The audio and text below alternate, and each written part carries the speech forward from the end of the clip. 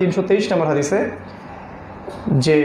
যে ব্যক্তি সূরাতুল কাহফ এর প্রথম 10টা আয়াত মুখস্থ করবে এবং তার উপর আমল করবে, আল্লাহ রাব্বুল আলামিন তাকে মাসিহুদ দাজ্জালের ফিতনা থেকেও বাঁচাবেন। সহিহ মুসলিমের 809 নম্বর হাদিসে আছে যে ব্যক্তি শেষ 10টা আয়াত মুখস্থ করবে সূরা কাহফের, তাকেও আল্লাহ পাক দাজ্জালের ফিতনা থেকে বাঁচাবেন।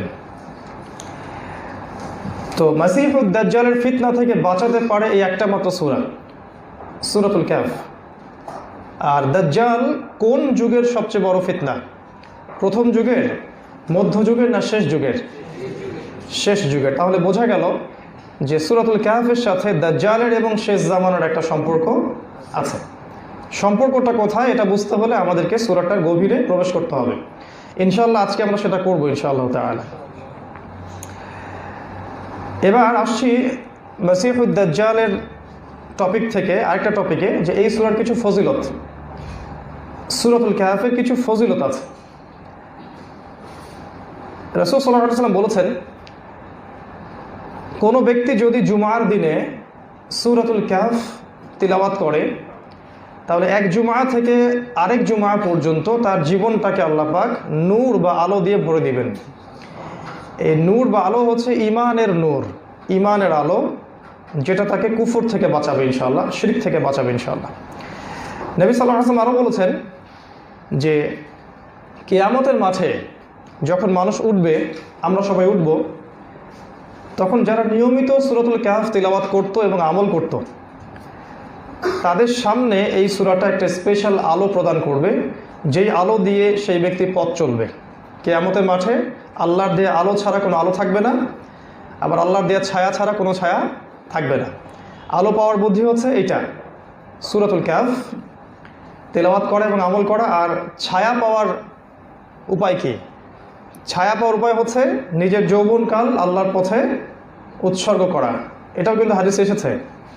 7 শ্রেণীর মানুষকে আল্লাহ রাব্বুল আলামিন কিয়ামতের মাঠে তার আরশের ছায়ায় ছায়া দিবেন, যেই দিন ওই ছায়া ছাড়া অন্য কোনো ছায়া থাকবে না। তার মধ্যে প্রথম শ্রেণী হচ্ছে ন্যায়পরায়ণ বাদশাহ, যেটা এখনকার এই যুগে 0.0000001% পাওয়া যাবে না। দ্বিতীয় শ্রেণী হচ্ছে এমন যুবক যে তার যৌবনকালটা আল্লাহর ইবাদত করতে করতে কাটিয়ে দিয়েছে। ইনশাআল্লাহ শেষ জামানায় এই শ্রেণীর মানুষকে বেশি পাওয়া যাবে ইনশাআল্লাহ। তৃতীয় শ্রেণী হচ্ছে ওই ব্যক্তি যার হৃদয় বা অন্তর মসজিদের সাথে ঝুলন্ত থাকে, অর্থাৎ মসজিদের সাথে তার হৃদয়টা ঝুলন্ত থাকে, সে সলাতে যাওয়ার জন্যে ব্যতিব্যস্ত থাকে, এক ওয়াক্ত সলাত হয়ে গেলে পরের ওয়াক্তের জন্যে প্রিপারেশন নিতে থাকে। 4 নাম্বার, ওই যুবক, আবারও সেই যুবক যাকে কোনো সুন্দরী উচ্চ বংশের নারী খারাপ কাজ করার জন্য আহ্বান করে, যেটা এখন বেশি হয়ে থাকে, আর সেই যুবক বলে যে আমি আল্লাহকে ভয় করি, এই যুবক। 5ম শ্রেণী হচ্ছে ওই দুই ব্যক্তি যারা আল্লাহর জন্যই পরস্পরকে ভালোবাসে এবং আল্লাহর জন্যই পরস্পরকে বিচ্ছেদ ঘটায়। মানে একজন ব্যক্তি আল্লাহ তার রাসূলকে মেনে চলে, ভালোবাসি তাকে। একজন ব্যক্তি আল্লাহ তার রাসূলকে মেনে চলে না, ইসলামের অবাধ্য হয়, আল্লাহ দ্রোহী কথাবার্তা বলে, তখন তার সাথে আমরা শারঈ দূরত্ব বজায় রাখি।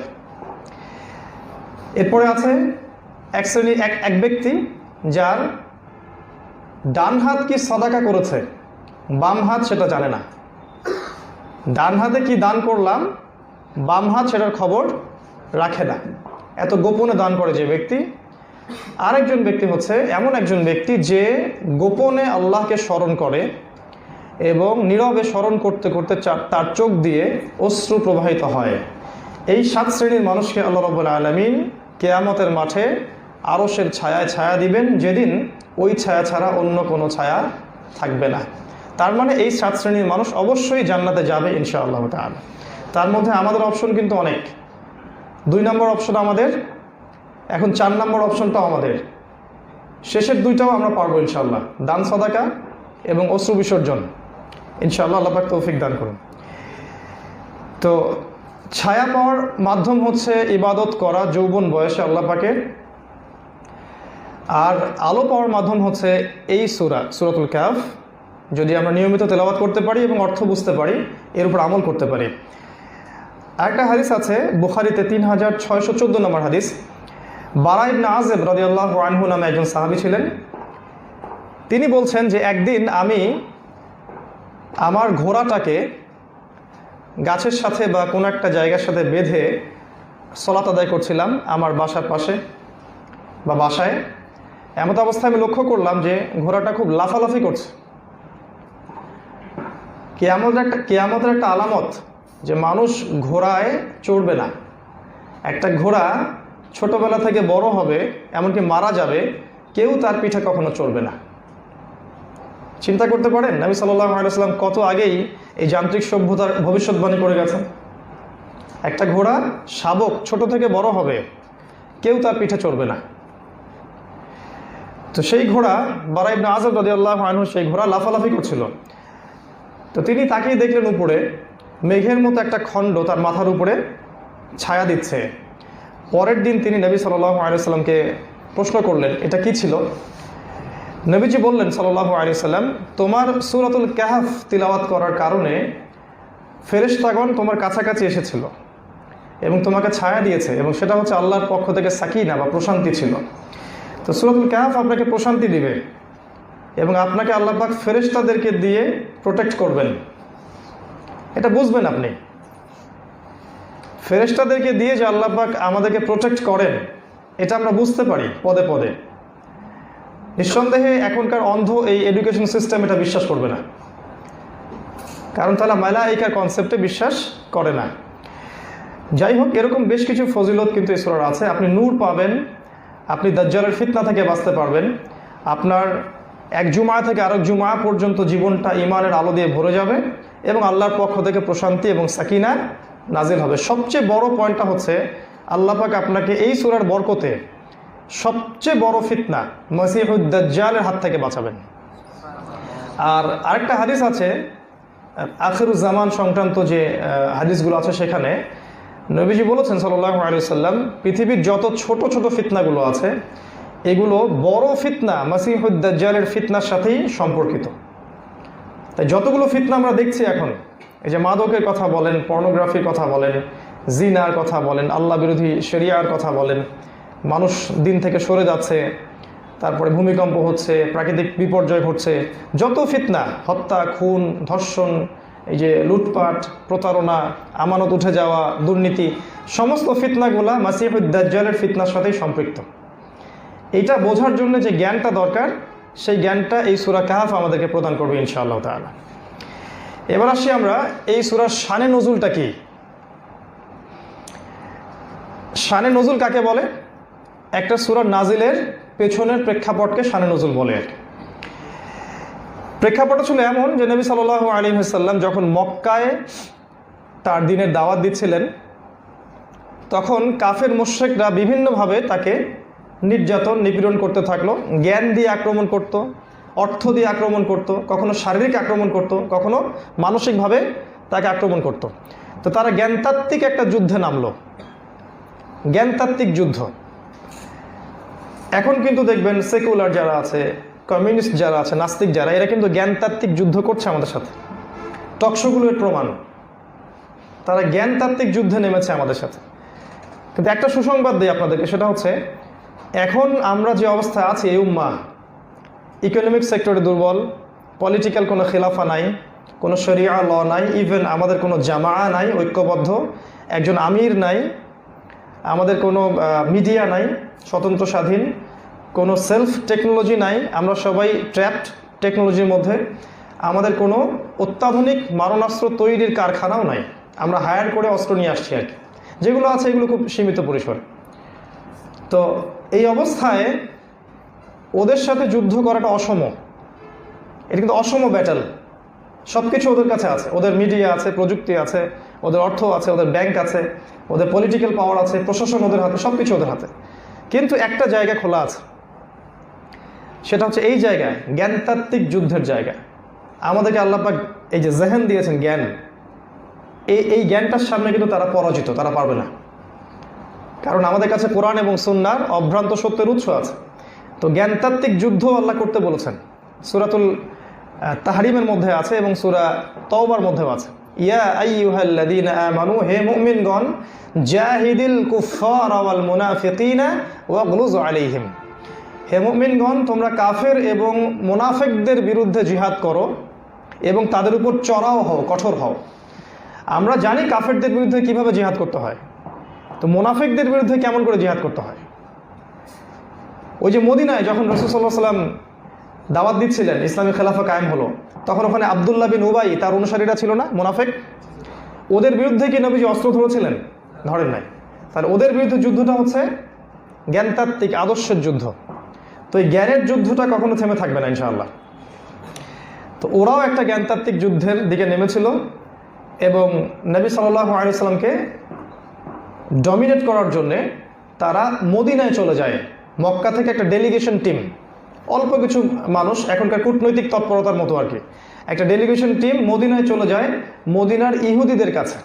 ওই সময় মদিনায় ইহুদিরা থাকতো, ওখানে কিছু খ্রিস্টান থাকতো এবং কিছু মূর্তি পূজারী থাকতো, আউস এবং খাজরাজ গোত্র, যারা পরে ইসলাম কবুল করেছিল। তো মক্কার কোরাইশদের কাছে কিন্তু কোনো ঐশী গ্রন্থ ছিল না, কোনো তাওরাত, কোনো জাবুর, ইনজিল এগুলো ছিল না, এগুলো ছিল ইহুদিদের কাছে। তাই তারা মুহাম্মদ সাল্লাল্লাহু আলাইহি ওয়াসাল্লামের নবুয়তটাকে মানে ডিফেন্ড করার জন্য, বা যেটাকে আমরা বলি ডমিনেট করার জন্য, তারা মদিনায় যায় ইহুদিদের কাছ থেকে কিছু ইনফরমেশন নেওয়ার জন্য, কিভাবে তাকে আমরা মিথ্যা নবী প্রমাণ করতে পারি। এখানে একটা প্রশ্ন বলবো, সেটা হচ্ছে ওইখানে ইহুদিরা কি করছিল? ইহুদিরা ওই মদিনাতে কি করছিল? ওরা সারা বিশ্ব থেকে একত্রিত হয়ে মদিনার মধ্যে কেন আসলো? এর উত্তরটা খুব গুরুত্বপূর্ণ, কারণ তারা জানতো যে শেষ জামানায় একজন নবী আসবেন এবং যেই নবীর নাম হবে আহমদ। কি নাম হবে? আহমদ। এটা ওদের তাওরাত, ওদের জাবুর এবং ইনজিলের মধ্যেও লেখা আছে। যখন সে নবী হয়ে আসবেন, তখন যারা তার প্রতি ঈমান আনবে সেই কওম বা সেই সম্প্রদায়কে আল্লাহ পাক পৃথিবীতে সম্মানিত করবেন, এটা ওরা জানতো। সূরা বাকারা আল্লাহ পাক বলেছেন, ইয়ারিফুনাহু কামা ইয়ারিফুনা আবনাআহুম, এই ইহুদি খ্রিস্টানরা আপনাকে চেনে হে নবী, যেমন করে তারা ওদের সন্তানদেরকে চেনে। আল্লাহ পাক বলেছেন। তো আল্লাহর চেয়ে সত্য কথা কে বলতে পারে?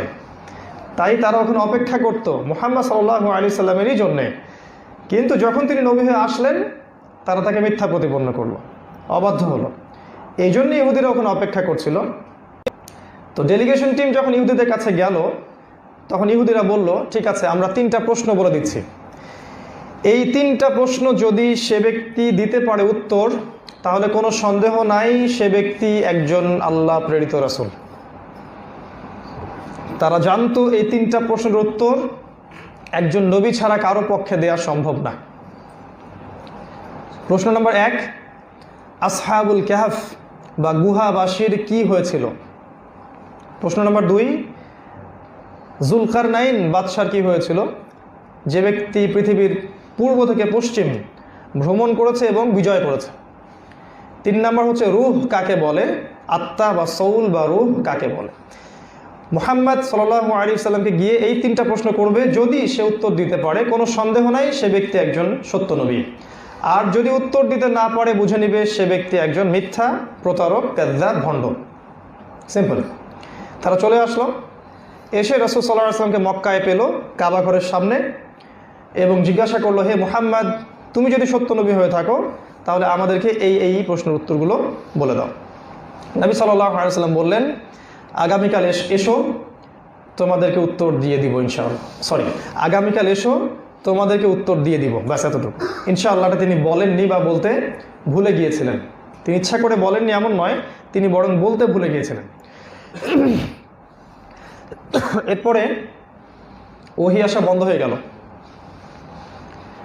1 মাস, 2 মাস, 3 মাস কোনো ওহী আসে না। আল্লাহ রাব্বুল আলামিনের সুন্নাহ হচ্ছে, আল্লাহ পাক যে যত বড় মুমিন তাকে আল্লাহ পাক তত বেশি পরীক্ষা নেবেন। যে যত বড় মানুষ তার ভুল আল্লাহ পাক তত সূক্ষ্মভাবে দেখবেন। আর ইনশাআল্লাহ আমাদের মতো পাপী মানুষদের ভুল আল্লাহ পাক খুব সহজেই মাফ করে দিবেন, আশা করতে পারি ইনশাআল্লাহ। রাসূল সাল্লাল্লাহু আলাইহি ওয়াসাল্লামের এই ভুলটা তিনি ধরলেন এবং ওহী আসা বন্ধ হয়ে গেল। এদিকে কাফের মুশরিকরা মক্কায় ছড়িয়ে দিল যে এই ব্যক্তি সত্যিকার অর্থে নবী নয়, সে তো বলল যে উত্তর আগামীকাল দিবে, 1 মাস হয়ে গেল, 2 মাস হয়ে গেল, উত্তর দিতে পারে না। তখন আল্লাহ পাক পানি দিল। তখন আল্লাহ রাব্বুল আলামিন ওহী নাজিল করলেন অনেক দিন পরে, সূরা কাহফের 23 এবং 24 নম্বর আয়াত। আল্লাহ পাক বললেন, বিসমিল্লাহির রহমানির রহিম, ওয়ালা তাকুলান্না লিশাইইন ইন্নী ফাইলুন যালিকা গাদান ইল্লা আন ইয়াশা আল্লাহ। আল্লাহ পাক বললেন, হে নবী, আপনি কোশ্চিন কালেও বলবেন না যে আমি আগামীকাল কিছু করব ইনশাআল্লাহ বলা ব্যতীত। আল্লাহ পাক প্রথমে এই ওহীটা করলেন সূরা কাহফের। প্রথমে আল্লাহ পাক কিন্তু উত্তর জানিয়ে দিলেন না। প্রথমে আল্লাহ পাক বললেন, আপনি কোনোদিনও বলবেন না আমি আগামীকাল কিছু করব ইনশাআল্লাহ বলা ব্যতীত। আল্লাহ পাক প্রথমে আদবটা শিক্ষা দিলেন, তারপরে আল্লাহ পাক উত্তরগুলো জানিয়ে দিলেন। তো সূরা কাহফ আপনাকে শিখাবে ইনশাআল্লাহ বলার গুরুত্ব কী। হাদিসে এসেছে ইনশাআল্লাহ বললে কাজটা হওয়ার সম্ভাবনা অনেক গুণ বেড়ে যায়, ইনশাআল্লাহ না বললে কাজটা না হওয়ার সম্ভাবনা অনেক গুণ বেড়ে যায়। আর আপনাদেরকে একটা তথ্য দেই যে বর্তমান যে আল্লাহ বিরোধী সভ্যতা, এটাকে চেনার জন্য এই একটা সূত্রই যথেষ্ট। আপনি খেয়াল করে দেখবেন বর্তমান আল্লাহ বিরোধী সভ্যতা, এই মিডিয়াগুলো, এই পেপার পত্রিকা বা এই গভর্নমেন্ট বা সোশ্যাল সিস্টেম বা প্রশাসন কখনোই তাদের কাজের শুরুতে ইনশাআল্লাহ বলবে না। দে উইল নেভার সে ইনশাআল্লাহ। তারা কখনো ইনশাআল্লাহ বলবে না, মাশা আল্লাহ বলবে না, সুবহানাল্লাহ, আলহামদুলিল্লাহ, এই কথাগুলো তারা বলবে না। তারা মনে করে এই কথাগুলো হচ্ছে মৌলবাদীদের কথা, সাম্প্রদায়িক মানুষদের কথা, এবং যারা একটু আনসোশ্যাল, আমাদের সমাজের সাথে মিশতে চায় না, এড়িয়ে এড়িয়ে চলতে চায়, আনসোশ্যাল, আনকালচারাল, এই মানুষদের কথা হচ্ছে এইগুলা। আমাদের কথা good bye, hello, how are you, tata, bye bye, এগুলো আমাদের কথা। তো আল্লাহ রাব্বুল আলামিন ইনশাআল্লাহ কথাটার ওহী দিয়ে এই সূরাটা শুরু করলেন। হে নবী, কোশ্চেন কালে আপনি বলবেন না আমি আগামীকাল কিছু করব ইনশাআল্লাহ বলা ব্যতীত। এরপরে 3টা প্রশ্নের উত্তর আল্লাহ পাক জানিয়ে দিলেন।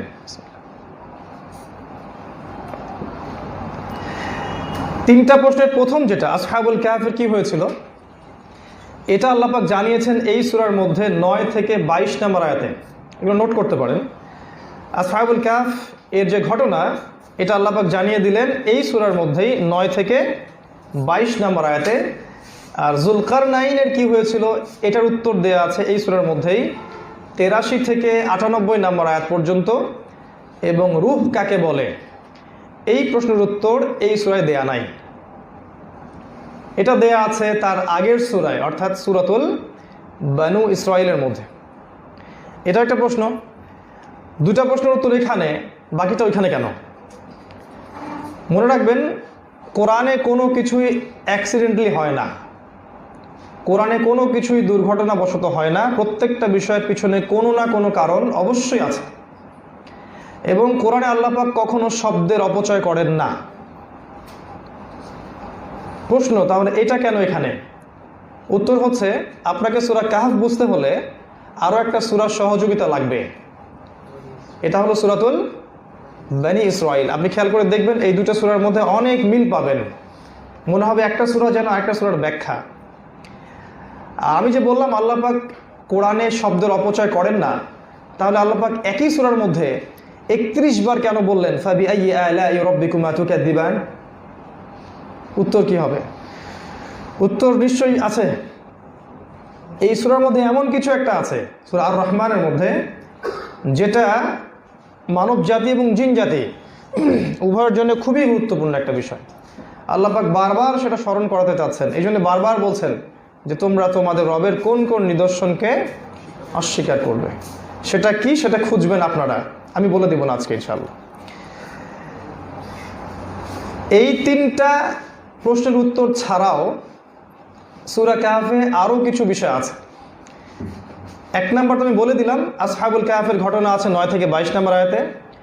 এছাড়াও আরও 3টা গল্প আছে সূরার মধ্যে, আরও 3টা। ইন টোটাল এই সূরার মধ্যে 4টা গল্প আছে।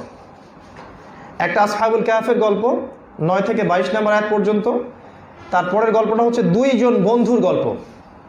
একজন বন্ধু হচ্ছে ধনী, স্বাবলম্বী, আরেকজন বন্ধু দরিদ্র, একজন বন্ধু আমেরিকান, একজন বন্ধু বাংলাদেশ। ব্যাপারটা এরকম আর কি, দুই বন্ধুর গল্প। আরেকটা গল্প আছে নবী মুসা আলাইহিস সালাম এবং খিজির আলাইহিস সালামের গল্প। দুই বন্ধুর গল্প আছে এই সূরার 32 থেকে 44 নম্বর আয়াতে। আর মুসা এবং খিজির আলাইহিস সালাম তাদের গল্প আছে 60 থেকে 82 নম্বর আয়াতে। আর 4 নম্বর একটা গল্প আছে যুলকারনাইন আলাইহিস সালাম, তার কি হয়েছিল, এটা আছে 83 থেকে 98 নম্বর আয়াত পর্যন্ত। এভাবে আল্লাহ পাক এই সূরার মধ্যে 4টা গল্প নাজিল করেছেন, 2টা প্রশ্নের উত্তরও নাজিল করেছেন, একটা প্রশ্নের উত্তর শুধু সূরা বনী ইসরাঈলের মধ্যে নাজিল করেছেন। এছাড়া আমি বললাম শুরুতে, এই সূরার মধ্যে আপনি পাবেন দাজ্জাল, তার থেকে বাঁচার দোয়া, তার পদক্ষেপ, একটা কুকুরের কথা, তার থেকে শিক্ষা। আপনি পাবেন বিস্ময়কর আমলনামার সন্ধান, জ্ঞানতত্ত্ব বা এপিস্টেমোলজি, দুনিয়ার জীবনের তুচ্ছতা, ইসলামিক কারেন্সি, ফুড কনসিয়াসনেস, শাতেমে রাসূলদের অবমাননার শাস্তি বা তাদের পরিণতি, এবং ডিফারেন্ট টাইম ফ্রেম, এবং ইয়াজুজ আর মাজুজ। আরও অনেক কিছু সূরার মধ্যে আছে। এগুলো আপনাদের জন্য, আমার মনে হয় একটা সূরার উপরে আপনারা থিসিস করতে পারবেন ইনশাআল্লাহ। আল্লাহ পাক তো জানে না কার দ্বারা কী খেদমত নেবেন, আল্লাহ পাকই জানেন, আমরা তো জানি না কার দ্বারা আল্লাহ পাক কী খেদমত নেবেন। তো হতে পারে আপনাদের মধ্যে কেউ সূরা কাহফের উপর থিসিস করবেন ভবিষ্যতে ইনশাআল্লাহ। তো আমরা শুরু করব কোন জায়গা থেকে এই সূরাটাকে বুঝতে হলে, এবং এখান থেকে যে শিক্ষা, আর আমাদের টপিকটা হচ্ছে মডার্ন এজ, এই যুগটাকে মিলানো। এটা শুরু করতে হলে আমাকে চলে যেতে হবে প্রথমে নবী মুসা এবং খিজির আলাইহিস সালাম এদের গল্পে। কেন এখানে? কারণ এই গল্পটা আপনাকে একটা মূলনীতি দিবে। কিসের মূলনীতি?